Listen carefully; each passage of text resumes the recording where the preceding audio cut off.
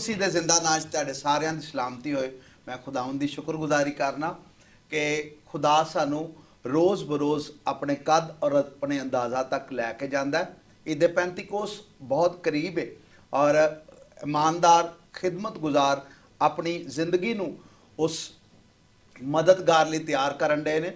सो इसे ताल्लुक दे नाल अज असीं गलबात करांगे। साडे नाल खुदा दे खुदाम ने ਜਿਹੜੇ बड़े दूर तो सफ़र करके आए ने।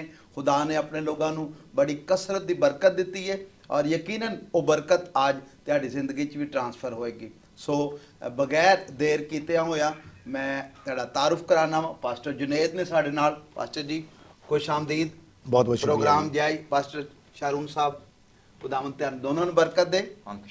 यकीनन खुदा पंजाब दे विच अपने जलाल लई तुहानू इस्तेमाल करन दिया। और इस तो पहला कि असीं अगे वधीए अपनी खिदमत के बारे साढ़े नाजरीन नूं कुछ दसो। मसीह की मुहब्बत च तमाम नाजरीन नूं मैं बहुत बहुत सलाम आखना वा और खुदावंद की बड़ी शुक्रगुजारी आखना वा कि अज गवाही टैलीविजन के विसासत नाल मैं इत्थे मौजूद हाँ। खिदमत की गल अगर असीं करिए तो मैं ये दसना चाहांगा कि मैं जदों 3 साल दा सां ते मैं 3 साल दा हो के टुरना शुरू किया है। और जदों मैं पहली बारी तुरिया वां ते ਉਹ खुदा ਦਾ ਘਰ ਸੀ। ਇੱਕ ਗਿਰਜੇ ਦੇ ਵਿੱਚ ਮੈਂ ਗਿਆ और ਉੱਥੇ ਬਕਾਇਦਾ खुदा ਦੀ ਹਾਦਮਾ ਬਿਰੋਨ ਮੁਲਕ ਤੋਂ ਆਏ ਸੀ ਤੇ ਉਹਨਾਂ ਨੇ ਮੇਰੇ ਵਾਸਤੇ ਨਬੂਵਤ ਕੀਤੀ ਕਿ ਇਹ ਬੱਚਾ खुदा ਦਾ ਮਮਸੂ ਹੋਏਗਾ और बहुत ਸਾਰੀਆਂ ਬਰਕਤਾਂ ਨਾਲ ਨਵਾਜ਼ਿਆ ਜਾਏਗਾ। ਵਕਤ ਮੁਕਰਰਾ ਤੇ खुदा ਨੇ ਸਾਰਾ ਕੁਝ ਮੁਮਕਿਨ ਕੀਤਾ और ਬਕਾਇਦਾ ਇਹ ਸਾਰੀ ਗੱਲ ਦਾ ਮਤਲਬ ਹੈ ਵੇ ਕਿ खुदा ने ਬਕਾਇਦਾ ਆਵਾਜ਼ ਦੇ ਕੇ ਖਿਦਮਤ ਦੇ ਵਿੱਚ ਖਿਲਾਰਿਆ ਵੇ और मैं हुण ऐंदा टुरना वा कि रुकदा ही कोई नहीं है। आमीन आमीन। और मैं समझना खादमाना रवैया है ये कि जो खिदमत च टुरे तो फिर ब्रेका ना ही लगन। सो पास्टर शारून तुसी भी कुछ साडे नाज़रीन नूं दसो तुहाडी खिदमत दा आगाज़ किवें होया और मसीहत वाल तुसीं किस तरह आए। मसीह दे नां च तुसां सारिਆਂ ਨੂੰ ਮੇਰਾ ਪਿਆਰ ਭਰਾ ਸਲਾਮ ਪਹੁੰਚੇ। ਤੇ ਖਿਦਮਤ ਦਾ ਆਗਾਜ਼ ਤੇ ਸਾਡਾ ਬਸ ਪੁਸ਼ ਦਰ ਪੁਸ਼ ਨਿਜ਼ਾਮ ਚੱਲਦਾ ਪਿਆ ਹੈ। ਚੌਥੀ ਨਸਲ ਹੈ ਸਾਡੀ ਖਿਦਮਤ ਦੇ ਵਿੱਚ। ਨਾਲ ਨਾਲ ਖੁਦਾਵੰਦ ਦੇ ਘਰ ਦੀ ਖਿਦਮਤ ਵੀ ਕਰਨੀ, ਵਾਲਿदैन ਕੋਲੋਂ ਵੱਡਿਆਂ ਕੋਲੋਂ ਸਿੱਖਿਆ ਕਿ ਕਲਾਮ ਸਭ ਤੋਂ ਪਹਿਲੇ, ਕਲਾਮ ਦਾ ਪ੍ਰਚਾਰ ਸਭ ਤੋਂ ਪਹਿਲੇ, ਜਿੱਥੇ ਜਾਣਾ ਹੈ ਯਿਸੂ ਦੇ ਨਾਂ ਨੂੰ ਸਭ ਤੋਂ ਪਹਿਲੇ ਜਪਣਾ ਹੈ। ਤੇ ਇਸੀ ਨਾਰੇ ਨੂੰ ਆਪਣੀ ਜ਼ਿੰਦਗੀ 'ਚ ਅਸਾਂ ਲਿਆ ਤੇ ਇਹ ਅਜ਼ਮ ਕੀਤਾ ਕਿ ਜਿੱਥੇ ਵੀ ਆਪਣੇ ਆਪ ਨੂੰ ਇਸਤੇਮਾਲ ਕਰਨਾ, ਖੁਦਾ ਦੀ ਰਾਹ 'ਚ ਇਸਤੇਮਾਲ ਕਰਨਾ। ਅਸੀਂ ਪੈਦਾ ਵੀ ਜਿਹੜਾ ਨਾ ਖੁਦਾ ਦੇ ਘਰ ਦੇ ਨਾਲ ਹੀ ਸਾਡਾ ਘਰ, ਕਿਉਂਕਿ ਅਸੀਂ ਪਾਸਟਰ ਹਾਊਸ ਦੇ ਵਿੱਚ ਰਹਿੰਦੇ ਸਾਂ। ਸਾਡੇ ਜਿਹੜੇ ਵਾਲਿदैन ਨੇ ਉਹ ਵੀ ਖਿਦਮਤ ਗੁਜ਼ਾਰ, ਉਹਨਾਂ ਦੇ ਜਿਹੜੇ ਵਾਲਿदैन ਸਨ ਉਹ ਵੀ ਖਿਦਮਤਗਾਰ। ਤੇ ਫਿਰ ਉਹੀ ਜਿਹੜੀ ਪੀੜ੍ਹੀ ਅਸਾਂ ਅੱਗੇ ਚਲਾਈ ਤੇ ਖਿਦਮਤ ਦਾ ਅਜ਼ਮ ਜਿਹੜਾ ਨਾ ਅਸਾਂ ਚੁੱਕਿਆ ਤੇ ਦੁਨਿਆਵੀ ਤਾਲੀਮ ਦੇ ਨਾਲ ਦੀਨੀ ਤਾਲੀਮ ਨੂੰ ਵੀ ਜਿਹੜਾ ਨਾ ਗਲੇ ਲਾਇਆ ਤੇ ਦੋਵਾਂ ਨੂੰ ਨਾਲ ਨਾਲ ਫਿੱਟ ਹੋ ਰਿਹਾ। क्या बात है। यानी अगर असीं वेखीए तो दोवें खुदाम एक ही सांचे च बंधे हुए ने और खुदा ने अपने लोगों को कसरत दी बरकतां दित्तियां। अज असीं गल जिहड़ी करांगे रुलकुस लई तैयारी। रुलकुस लई तैयारी असीं किंज कर सकने आ या फिर किहड़े पैमाने च असीं अपने आप नूं लिआईए कि रुलकुस साडी जिंदगी च काम करे। पास्टर जुनेद सर सब तो पहले नंबर ते मैं जरूर कहांगा कि तुसीं सवाल बड़ा ही कह लो कि चंगा चुकिया वे। आमीन। क्योंकि सवाल अगर चंगा होएगा तो जवाब भी चंगा ही होएगा। आमीन आमीन जी। ते गल है वे कि रूहुल कुदस की तैयारी के उत्ते गल अगर असीं करिए ते तैयारी किसी भी काम दी है ना ਉਹਦੇ वास्ते तुहाडे अंदर तड़प दा होना बड़ा जरूरी है। आमीन बेशक। ते जदों गल रूहुल कुदस दी आ जाए ते फिर मेरे ख्याल च तड़प कोई जिहड़ा ना कह लो कि चौखी होनी चाहिए है।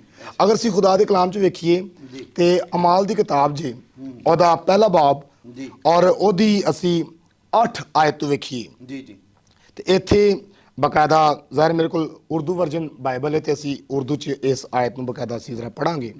लिखिए है, लेकिन जब रूहुल कुदस तुम पर नाजिल होगा तो तुम कुव्वत पाओगे और यरूशलेम और तमाम यहूदिया और सामरिया में बल्कि ज़मीन की इंतहा तक मेरे गवाह होगे।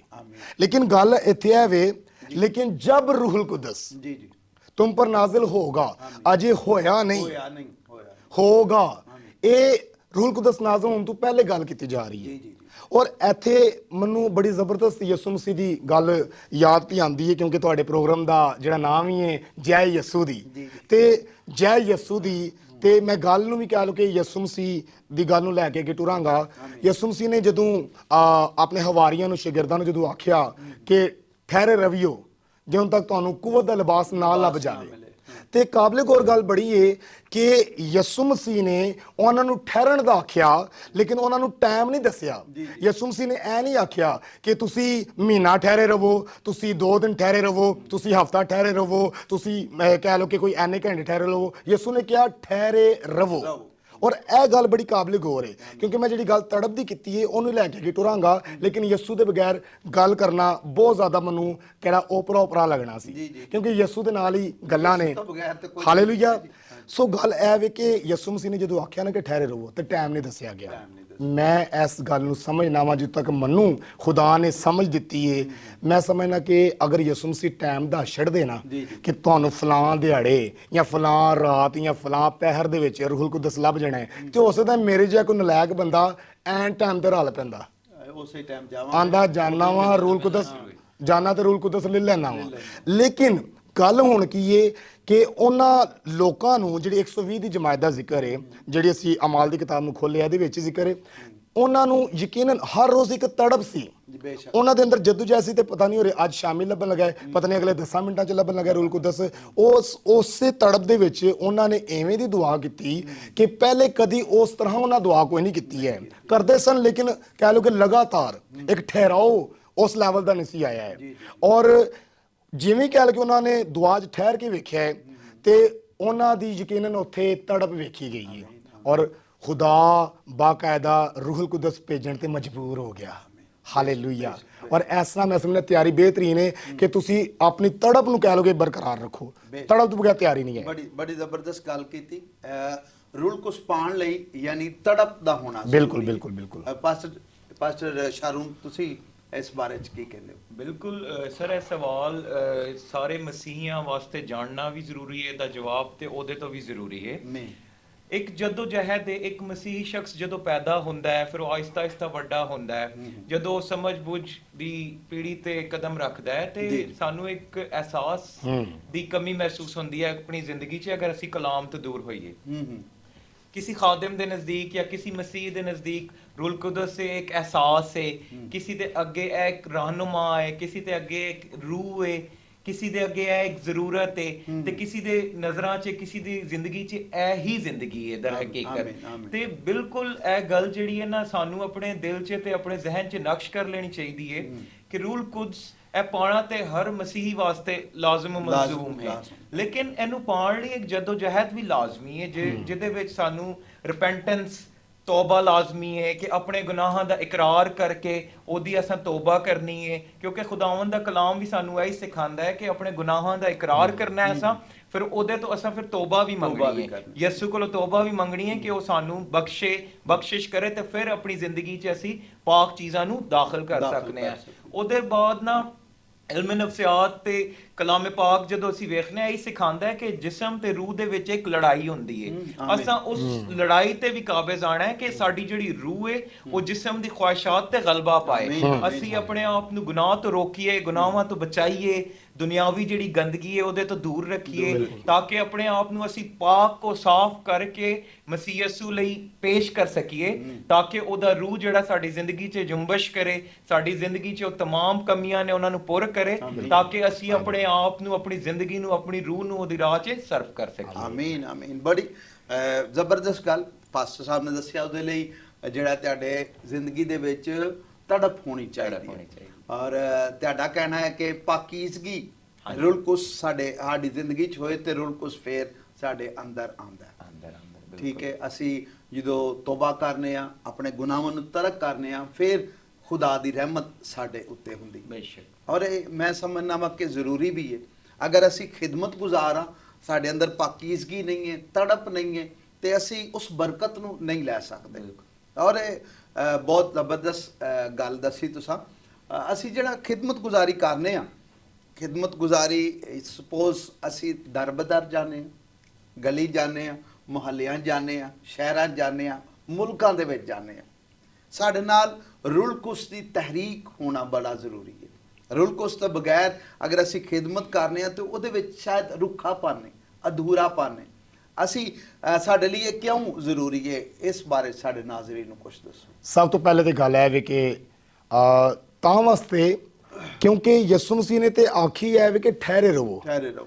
ਰੂਹੁਲ ਕੁਦਸ ਤੋਂ ਬਗੈਰ ਖਿਦਮਤ ਮੁਮਕਿਨ ਹੈ ਹੀ ਨਹੀਂ ਹੈ। ਆਮੀਨ ਆਮੀਨ। ਕਿਉਂਕਿ ਜਿਹੜੀ ਖਿਦਮਤ ਹੈ ਨਾ, ਖਿਦਮਤ ਖੁਦਾ ਦੀ ਹੈ, ਖੁਦਾ ਦੇ ਕਲਾਮ ਦੀ ਹੈ, ਯਿਸੂ ਮਸੀਹ ਦਾ ਪ੍ਰਚਾਰ ਹੈ। ਤੇ ਜਦੋਂ ਰੂਹੁਲ ਕੁਦਸ ਨਾਲ ਨਹੀਂ ਹੋਏਗਾ ਤੇ ਅਸੀਂ ਆਪਣੀ ਅਕਲ ਨੂੰ ਅਸੀਂ ਕਦੀ ਵੀ ਇਸਤੇਮਾਲ ਨਹੀਂ ਕਰ ਸਕਦੇ ਹੈ। ਕਿਉਂਕਿ ਖੁਦਾ ਦਾ ਕਲਾਮ ਵੀ ਕਹਿੰਦਾ ਕਿ ਬੋਲਣ ਵਾਲੇ ਤੁਸੀਂ ਨਹੀਂ ਹੈ ਬਲਕਿ ਰੂਹੁਲ ਕੁਦਸ ਹੈ। ਤੇ ਰੂਹੁਲ ਕੁਦਸ ਉਦੋਂ ਹੀ ਬੋਲੇਗਾ ਜਦੋਂ ਉਹ ਸਾਡੇ ਵਿੱਚ ਹੋਏਗਾ। ਔਰ ਇੱਕ ਹੋਰ ਗੱਲ ਕਲਾਮ 'ਚ ਬੜੀ ਚੰਗੀ ਤਰ੍ਹਾਂ ਦੱਸਿਆ ਗਿਆ ਹੈ ਕਿ ਕਿਆ ਤੁਸੀਂ ਇਹ ਨਹੀਂ ਜਾਣਦੇ ਕਿ ਤੁਹਾਡਾ ਬਦਨ ਜਿਹੜਾ ਹੈ ਰੂਹੁਲ ਕੁਦਸ ਦਾ ਮਕਦਸ ਹੈ। ਇਹ ਨਹੀਂ ਕਿਹਾ ਗਿਆ ਕਿ ਮਕਦਸ ਹੋਏਗਾ, ਇਹ ਤਾਂ ਕਿ ਪਹਿਲੇ ਤੋਂ ਆਲਰੇਡੀ ਫਿਟਿੰਗ ਹੋਈ ਹੋਈ ਹੈ।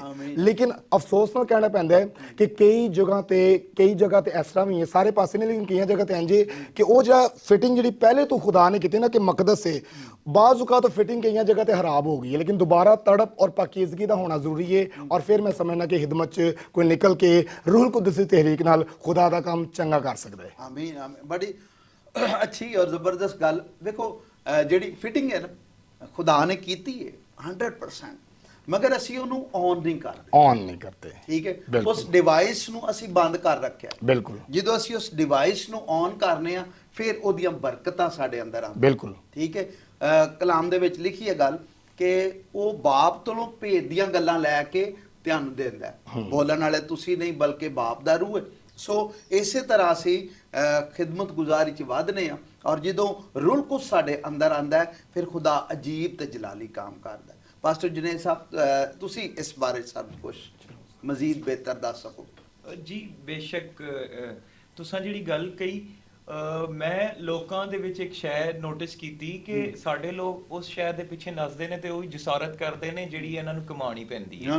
ਤੇ ਸਾਡੇ ਲੋਕ ਇਸ ਗੱਲ ਤੇ ਜਿਹੜਾ ਨਾ ਜ਼ਹਿਨ ਨਹੀਂ ਕਰਦੇ ਕਿ ਰੂਹੁਲ ਕੁਦਸ ਇੰਜ ਦੀ ਚੀਜ਼ ਹੈ ਜਿਹੜੀ ਕਮਾਈ ਨਹੀਂ ਜਾਂਦੀ, ਇਹ ਫਜ਼ਲ ਹੈ। ਅੱਛਾ, ਇਹ ਸੌਰੀ ਮੈਂ ਇਹ ਗੱਲ ਕਰਨਾ, ਉਹ ਰਸੂਲ ਨੂੰ ਨੇ ਪੈਸੇ ਦਿੱਤੇ, ਕਹਿੰਦਾ ਮੈਨੂੰ ਵੀ ਇਹ ਬਰਕਤ ਦੇ, ਪਰ ਰਸੂਲ ਨੇ ਕਿਹਾ ਤੇਰੇ ਪੈਸੇ ਤੇਰੇ ਸਾਥ ਗਾ ਰੱਖੋ।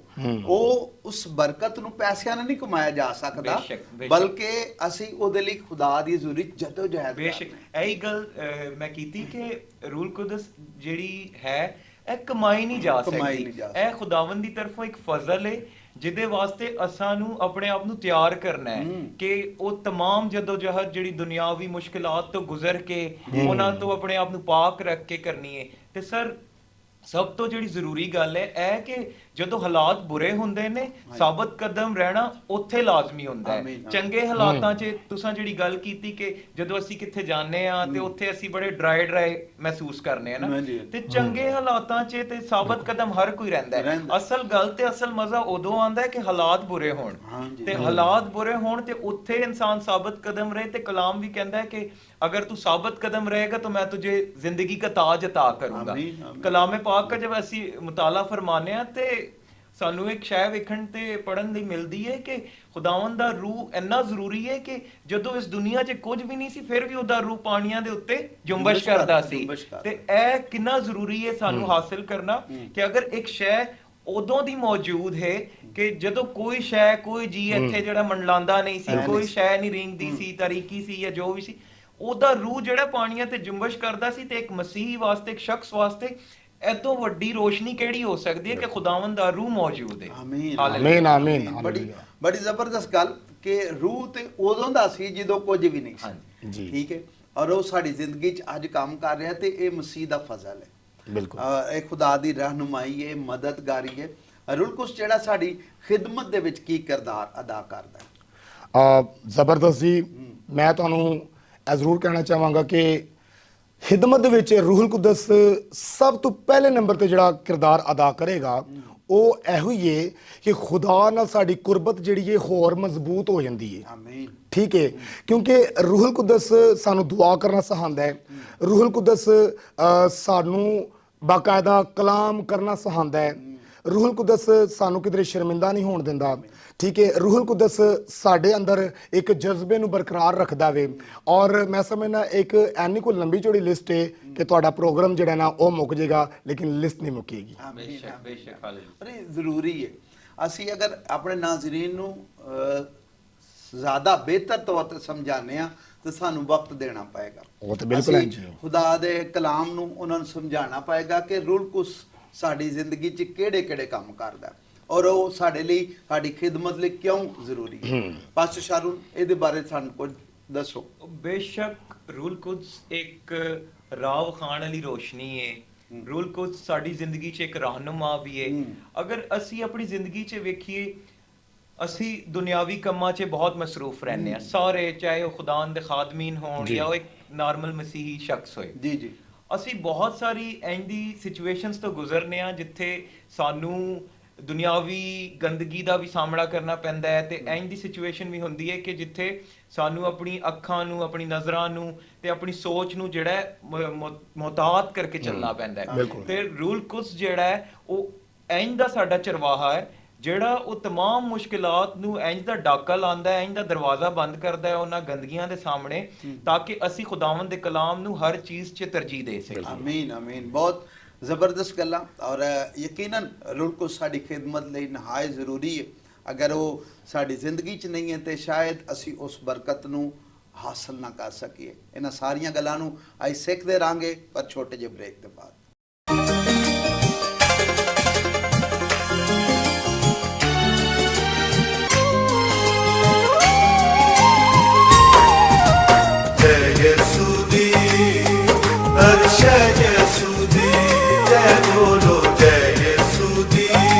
ਵੈਲਕਮ ਬੈਕ ਨਾਜ਼ਰੀਨ, ਖੁਸ਼ ਆਮਦੀਦ, ਜੀ ਆਇਆਂ ਨੂੰ। ਅਸੀਂ ਗੱਲ ਕਰ ਰਹੇ ਹਾਂ ਰੂਲ ਕੁਦਸ ਦੀਆਂ ਬਰਕਤਾਂ। ਰੂਲ ਕੁਦਸ ਜੋ ਸਾਡੀ ਜ਼ਿੰਦਗੀ 'ਚ ਆਂਦਾ ਹੈ, ਫਿਰ ਉਹ ਕੀ ਕੰਮ ਕਰਦਾ ਹੈ ਔਰ ਕਿਸ ਤਰ੍ਹਾਂ ਸਾਡੀ ਜ਼ਿੰਦਗੀ ਨੂੰ ਵਧਾਉਂਦਾ ਹੈ, ਕਿਸ ਤਰ੍ਹਾਂ ਸਾਨੂੰ ਤਰੱਕੀ ਦਿੰਦਾ ਹੈ, ਕਿਸ ਤਰ੍ਹਾਂ ਅਸੀਂ ਖਿਦਮਤ 'ਚ ਵਧਦੇ ਹਾਂ, ਕਿੰਝ ਬਰਕਤਾਂ ਦੇ ਵਿੱਚ ਅਸੀਂ ਦੁਨੀਆ ਜਾਂ ਕਲੀਸਿਆ ਵਾਲੀ ਤਰੱਕੀ ਦਾ ਬਾਇਸ ਬਣ ਸਕਦੇ ਹਾਂ। ਔਰ ਇਹ ਸਾਰੀਆਂ ਗੱਲਾਂ ਅਸੀਂ ਸਿੱਖ ਰਹੇ ਹਾਂ। ਪਾਸਟਰ ਜੁਨੇਦ ਸਾਹਿਬ, ਪਾਸਟਰ ਸ਼ਾਰੂਨ ਸਾਹਿਬ ਨੇ ਸਾਡੇ ਨਾਲ, ਜਿਨ੍ਹਾਂ ਦਾ ਤਾਲੁਕ ਪੰਜਾਬ ਤੋਂ ਹੈ ਔਰ ਇੱਥੇ ਅਨਮੋਲ ਮੋਤੀ ਵੰਡਣ ਆਏ ਨੇ। ਖੁਦਾ ਤੁਹਾਨੂੰ ਇੰਝ ਹੀ ਆਪਣੇ ਜਲਾਲ ਲਈ ਇਸਤੇਮਾਲ ਕਰਦਾ ਰਹੇ। ਬਹੁਤ ਸ਼ੁਕਰੀਆ। ਰੂਲ ਕੁਦਸ ਜਿਹੜਾ ਕਲੀਸਿਆਈ ਬਰਕਤਾਂ ਲਈ ਵੀ ਜ਼ਰੂਰੀ ਹੈ। ਜੀ ਜੀ। ਕਲੀਸਿਆ ਦੇ ਵਿੱਚ ਅਗਰ ਰੂਲ ਕੁਦਸ ਦਾ ਨਜ਼ੂਲ ਨਹੀਂ ਹੈ ਤੇ ਕਲੀਸਿਆ ਉਹਨਾਂ ਬਰਕਤਾਂ ਤੋਂ ਖਾਲੀ ਰਹਿੰਦੀ ਹੈ। ਜੀ ਜੀ ਜੀ। ਅੱਜ ਤੁਸੀਂ ਸਾਨੂੰ ਦੱਸੋ ਕਿ ਕਲੀਸਿਆ ਦੇ ਵਿੱਚ ਅਸੀਂ ਕਿਸ ਤਰ੍ਹਾਂ ਰੂਲ ਕੁਦਸ ਦੀਆਂ ਬਰਕਤਾਂ ਨੂੰ ਡਿਲੀਵਰ ਕਰ ਸਕਦੇ ਹਾਂ। ਬਿਲਕੁਲ ਸਹੀ ਹੈ ਜੀ। ਐਵੇਂ ਕਿ ਅਗਰ ਅਸੀਂ ਕਲਾਮ ਨੂੰ ਵੇਖੀਏ ਹਾਂਜੀ ਤੇ 120 ਦੀ ਜਿਹੜੀ ਜਮਾਤ ਸੀ, ਜੀ ਜੀ, ਮੈਂ ਸਮਝਦਾ ਵਾਂ ਕਿ ਕਲੀਸੀਏ ਇੰਤਜ਼ਾਮ ਜਿਹੜਾ ਨਾ ਉਸ ਤੋਂ ਬਾਅਦ ਹੋਰ ਜ਼ਿਆਦਾ ਤੇਜ਼ੀ ਨਾਲ ਵਧਿਆ ਹੈ। ਆਮੀਨ ਆਮੀਨ। ਤੇ ਵੇਖੋ ਕੈਸੀ ਗੱਲ ਹੈ ਕਿ ਹਾਲਾਂਕਿ ਉਸ ਤੋਂ ਪਹਿਲੇ ਵੀ ਚਲੋ ਕੰਮ ਹੋ ਰਿਹਾ ਸੀ, ਲੇਕਿਨ ਜਦੋਂ 120 ਦੀ ਜਮਾਤ ਨੇ ਬਾਕਾਇਦਾ ਰੂਹੁਲ ਕੁਦਸ ਨਾਲ ਮਾਮੂਰ ਹੋ ਕੇ ਈਮਾਨ ਦੇ ਕਦਮਾਂ ਨੂੰ ਅੱਗੇ ਵਧਾਇਆ ਵੇ, ਤੇ ਫਿਰ ਕਲੀਸੀਆ ਵੀ ਵਧੀ ਹੈ। ਆਮੀਨ। ਤੇ ਕਲੀਸੀਆ ਦੇ ਵਿੱਚ ਮੇਰਾ ਈਮਾਨ ਹੈ ਕਿ ਅਗਰ ਕਵਾਇਰ ਤੋਂ ਲੈ ਕੇ ਕਲੀਸਿਆ ਦੇ ਆਮ ਮੈਂਬਰ ਤੱਕ ਜਾਂ ਖੁਦਾ ਦੇ ਖਾਦਮ ਤੋਂ ਲੈ ਕੇ ਕਲੀਸਿਆ ਦੇ ਆਮ ਮੈਂਬਰ ਤੱਕ ਜਿਹੜਾ ਨਾ, ਉਹ ਅਗਰ ਰੂਹੁਲ ਕੁਦਸ ਦੀ ਮਾਮੂਰੀ ਹੋਏਗੀ ਤੇ ਉੱਥੇ ਫਿਰ ਰੂਹੁਲ ਕੁਦਸ ਦੀਆਂ ਉਹ तमाम ਬਰਕਤਾਂ ਹੋਣਗੀਆਂ ਜਿਨ੍ਹਾਂ ਦਾ ਬਕਾਇਦਾ ਖੁਦਾ ਦੇ ਕਲਾਮ ਦੇ ਵਿੱਚ ਦੱਸਿਆ ਗਿਆ ਵੇ। ਔਰ ਜਿਸ ਤਰ੍ਹਾਂ ਵੇਖੋ ਜੀ, ਇਹਦੇ ਪੈਂਤੀਕੋਸ ਤੇ ਬਕਾਇਦਾ ਇਬਾਦਤ ਆਲਮਗੀਰ ਸਤ੍ਹਾ ਤੇ ਪੂਰੀ ਦੁਨੀਆ 'ਚ ਹੁੰਦੀ ਹੈ, ਲੇਕਿਨ ਮੈਂ ਸਮਝਣਾ ਕਿ ਉਸ ਲੈਵਲ ਦੀ ਇਬਾਦਤ ਅਗਰ ਹਰ ਸੰਡੇ ਦੀ ਇਬਾਦਤ ਦੇ ਵਿੱਚ ਅਗਰ ਉਸ ਮਿਆਰ ਨੂੰ ਬਰਕਰਾਰ ਰੱਖਿਆ ਜਾਏ ਤੇ ਸਾਡੀ ਕਲੀਸਿਆ ਜਿਹੜੀ ਹੈ ਉਹ ਰੂਹਾਨੀ ਪਹਿਲੂ ਦੇ ਨਾਲ ਰੂਹੁਲ ਕੁਦਸ ਦੇ ਹਵਾਲੇ ਨਾਲ ਬਹੁਤ ਜ਼ਿਆਦਾ ਅੱਗੇ ਵੱਧ ਸਕਦੀ ਹੈ। ਆਮੀਨ ਆਮੀਨ। ਜਿਹੜਾ ਐਵੇਂ ਨਾ 120 ਦੀ ਜਮਾਤ, ਉਹ ਰੂਹੁਲ ਕੁਦਸ ਦੇ ਫਜ਼ਲ ਦੇ ਨਾਲ ਔਰ ਕਲੀਸਿਆ ਦਾ ਜਨਮ ਦਿਨ ਸੀ। ਜੀ ਜੀ ਜੀ। ਕਲੀਸਿਆ ਦਰ ਹਕੀਕਤ ਉਦੋਂ ਹੀ ਵਜੂਦ ਚ ਉਹਦੀ ਵਜੂਦ ਚਾਹੀਏ। ਠੀਕ ਹੈ। ਔਰ ਕਾਫੀ ਦਿਨ, ਮਤਲਬ 10 ਦਿਨ ਦਿਨੋਂ ਰਾਤ ਦੁਆ ਚ ਠਹਿਰੇ ਰਹੇ ਜੀ। ਔਰ ਉਹਨਾਂ ਦੁਆਵਾਂ ਦੇ ਅਸਰ ਨਾਲ ਇਹ ਹੋਇਆ ਕਿ ਜਦੋਂ ਪਤਰਸ ਨਿਕਲਿਆ ਤੇ ਖੁਦਾ ਨੇ ਆਪਣਾ ਜਲਾਲ ਸਾਇਆ। ਜੀ ਜੀ ਜੀ ਜੀ ਜੀ। ਪਾਸਟਰ ਸ਼ਾਨੂ, ਤੁਸੀਂ ਇਸ ਬਾਰੇ ਸਾਡੇ ਨਾਜ਼ਰੀਨ ਨੂੰ ਕੁਝ ਦੱਸੋਗੇ? ਮੈਂ ਗੱਲ ਕਰਨਾ ਚਾਹੁੰਦਾ, ਖੁਦਾ ਦਾ ਇੱਕ ਖਾਦਮ ਜੀ, ਜਿਹੜਾ ਕਲੀਸਿਆ ਦਾ ਰਹਿਨੁਮਾ ਹੁੰਦਾ ਹੈ, ਆਮੀਨ। ਤੇ ਅੱਜ ਦੇ ਦੌਰੇ ਜਦੀਦ ਦੇ ਵਿੱਚ ਜਿਹੜੀ ਸਭ ਤੋਂ ਜ਼ਰੂਰੀ ਗੱਲ ਤੇ ਸਭ ਤੋਂ ਜ਼ਰੂਰੀ ਜਿਹੜੀ ਚੀਜ਼ ਹੈ, ਉਹ ਕਲੀਸਿਆ ਦੇ ਵਿੱਚ ਅਗਰ ਇੱਕ ਖਾਦਮ ਨੇ ਰੂਲ ਕੁਦਸ ਦਾ ਪ੍ਰਚਾਰ ਕਰਨਾ ਹੈ ਜੀ ਜੀ ਤੇ ਕਲੀਸਿਆ ਨੂੰ ਮੁਹੱਬਤ ਦਾ ਪੈਗਾਮ ਦੇਣਾ ਸਭ ਤੋਂ ਜ਼ਰੂਰੀ। ਉਹਦੇ ਬਾਅਦ ਰੂਲ ਕੁਦਸ, ਕਿਉਂਕਿ ਆਪੇ ਇੱਕ ਇਤਮਾਨਾਨ ਦਾ ਨਾਂ ਹੈ, ਆਮੀਨ। ਜਿਹੜਾ ਮਸੀਹ ਆਪਣੀ ਜ਼ਿੰਦਗੀ 'ਚ ਰੂਲ ਕੁਦਸ ਨੂੰ ਅਪਣਾਉਂਦਾ ਹੈ ਉਹਦੀ ਜ਼ਿੰਦਗੀ ਦੇ ਵਿੱਚ ਇਤਮਾਨਾਨ ਲਾਜ਼ਮੀ ਖੁਦਾ ਵੱਲੋਂ ਆਉਂਦਾ ਹੈ। ਤੇ ਜਦੋਂ ਇੱਕ ਬੰਦਾ ਰੂਲ ਕੁਦਸ ਨੂੰ ਜਗ੍ਹਾ ਦਿੰਦਾ ਹੈ ਤੇ ਖੁਦਾਵੰਦ ਦਾ ਕਲਾਮ ਰੂਲ ਕੁਦਸ ਦੀ ਫਲਾਂ ਦੀ ਗੱਲ ਕਰਦਾ ਹੈ ਕਿ ਜਿਹੜਾ ਬੰਦਾ ਆਪਣੀ ਜ਼ਿੰਦਗੀ 'ਚ ਜਦੋਜਹਦ ਕਰਦਾ ਹੈ ਤੇ ਰੂਲ ਕੁਦਸ ਉਹਦੀ ਜ਼ਿੰਦਗੀ 'ਚ ਕੰਮ ਕਰਦਾ ਹੈ ਤੇ ਉਹ ਫਲ ਪਾਉਂਦਾ ਹੈ। ਉਹ ਫਲ ਮੁਹੱਬਤ ਦਾ ਹੋਏਗਾ, ਉਹ ਫਲ ਜਿਹੜਾ ਇਤਮਾਨਾਨ ਦਾ ਹੋਏਗਾ, ਉਹ ਜਿਹੜਾ ਤਸੱਲੀ ਦਾ ਵੀ ਹੋ ਸਕਦਾ, ਤਸ਼ੱਫੀ ਦਾ ਹੋ ਸਕਦਾ ਹੈ ਤੇ ਖੁਦਾਵੰਦ ਦੀ ਕਦੂਸ ਸਾਡੀ ਜ਼ਿੰਦਗੀਆਂ ਨੂੰ ਫਿਰ ਛੂੰਹਦਾ ਹੈ ਤੇ ਕਲੀਸਿਆ ਵੀ ਉਹਦੇ ਤੋਂ ਵੱਧਦੀ ਹੈ। ਕਿਉਂਕਿ ਜਦੋਂ ਇੱਕ ਮਸੀਹੀ ਸ਼ਖਸ ਦੂਜੇ ਮਸੀਹੀ ਸ਼ਖਸ ਨੂੰ ਵੇਖਦਾ ਹੈ ਤੇ ਅਸੀਂ ਸਾਰੇ ਇੱਕ ਦੂਜੇ ਵਾਸਤੇ ਬਾਇਸੇ ਬਰਕਤ ਵੀ ਹੁੰਨੇ ਆ ਤੇ ਬਾਇਸੇ ਠੋਕਰ ਵੀ ਹੁੰਨੇ ਆ। ਤੇ ਜਿਹੜੇ ਸ਼ਖਸ ਦੀ ਜ਼ਿੰਦਗੀ ਦੇ ਵਿੱਚ ਕੋਈ ਇੰਜ ਦਾ ਸ਼ਖਸ ਮੁਲਾਕਾਤ ਫਰਮਾਉਂਦਾ ਹੈ ਤੇ ਅਗਰ ਉਹ ਇੰਜ ਦਾ ਹੈ ਕਿ ਉਹਦੀ ਜ਼ਿੰਦਗੀ 'ਚ ਰੂਲ ਕੁਦਸ ਕੰਮ ਕਰ ਰਿਹਾ ਹੈ ਤੇ ਉਹ ਮਦਦ ਦਾ ਬਾਇਸ ਬਣਦਾ ਹੈ, ਉਹ ਰਿਸ਼ਤੇ ਤੇ ਤਾਲੁਕਾਤ ਬਣਾਉਣ ਦਾ ਸਬਬ ਬਣਦਾ ਹੈ ਤੇ ਉਹਦੇ ਸਬਬ ਨਾਲ ਜਿਹੜਾ ਉਹ ਸ਼ਖਸ ਵੀ ਬਰਕਤ ਪਾਉਂਦਾ ਤੇ ਉਹ ਕਲੀਸਿਆ ਵੀ ਬਰਕਤ ਪਾਉਂਦੀ ਹੈ।